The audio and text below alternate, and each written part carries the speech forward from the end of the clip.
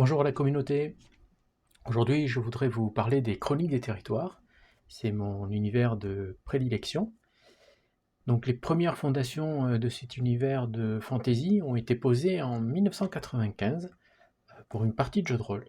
Je devais maîtriser pour des amis et j'ai décidé de créer mon propre scénario. Jusque-là, rien d'étonnant. Il portait le nom de Leicester. On y trouvait déjà Marl, Saran, Rorak, Soulaï qu'on retrouvera dans mes romans autour des chroniques des territoires.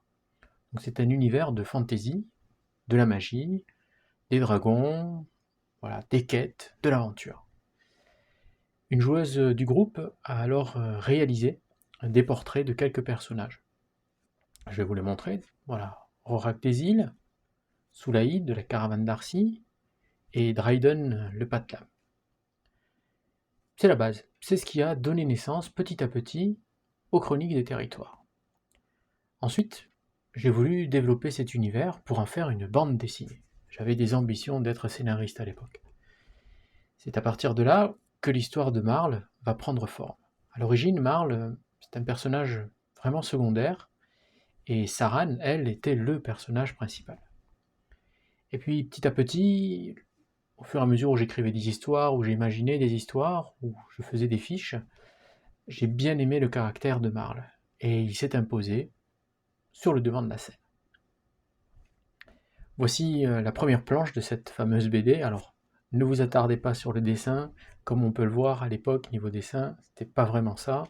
D'ailleurs, c'est toujours pas le cas, mais c'était pour un scénario, je voulais un scénario dessiné, et je voulais trouver quelqu'un pour le dessiner. Bon, je n'ai trouvé personne.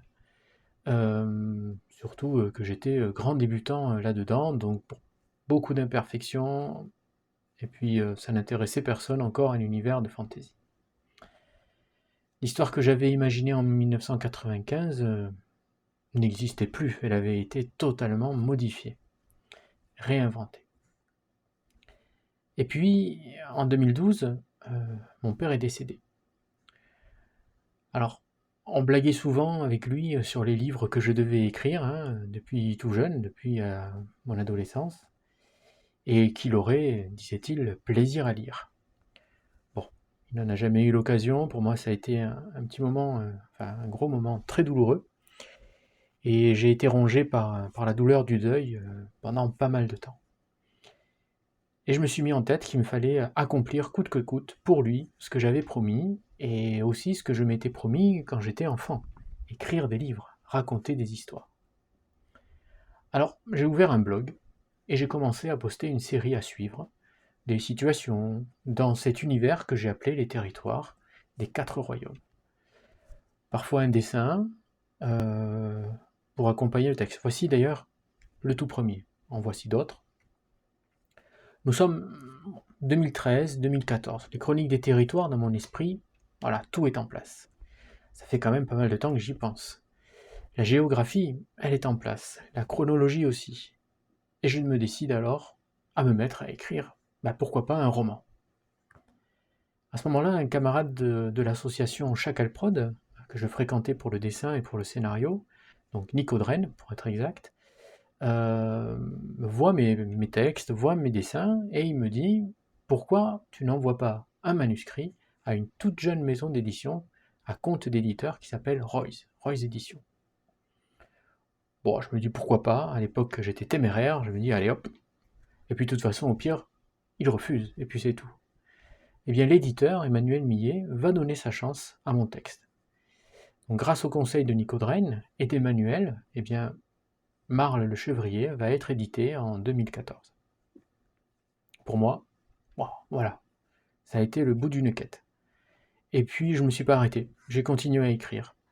Vont suivre 3 tomes, Rorak du Marteau, Saran des Empires, Celtia de la Marche. Ces 4 premiers livres forment le cycle de Marl. Quelle est l'intrigue? Alors, voici le 4e de couverture, donc un jeune noble avec pour seule fortune un château en ruine, un équipement rouillé et une chèvrerie.